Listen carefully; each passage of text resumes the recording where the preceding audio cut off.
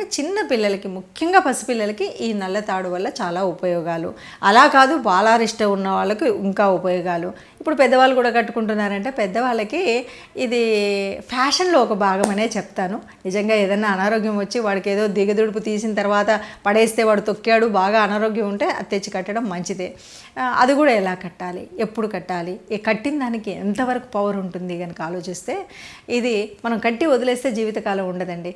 ఏ దానికైనా సరే వాళ్ళు అంతకుముందు రోజులైతే అమావాస్య రోజు కట్టి మళ్ళీ అమావాస్య రోజు తీయడం, లేకపోతే ఒక పండగ రోజు కట్టి మళ్ళీ తీయడం, ఇలాగ ఒక తీసుకునేవాళ్ళు.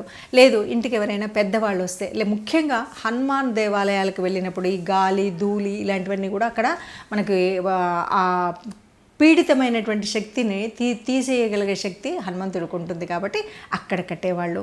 హనుమత్ జయంతి రోజు ఇలాగ ఒక పర్వాన్నో లేకపోతే ఒక తిథినో ఎంచుకొని కట్టి మళ్ళీ కొత్తది తెచ్చి, అంటే అనారోగ్యంగా ఉన్న పిల్లలైతే కొత్తది మళ్ళీ కట్టి పాతది తీసేసేవాళ్ళు.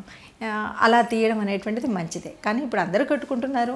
అందులో కొంత సంస్కృతి ఉండొచ్చు, మరి కొంత ఫ్యాషన్ ఉండొచ్చు. ఫ్యాషన్ అయినా సంస్కృతి అయినా ఏదేమైనా సరే ఓ మంచి అలవాటు ఉంచుకుంటే మంచిదే.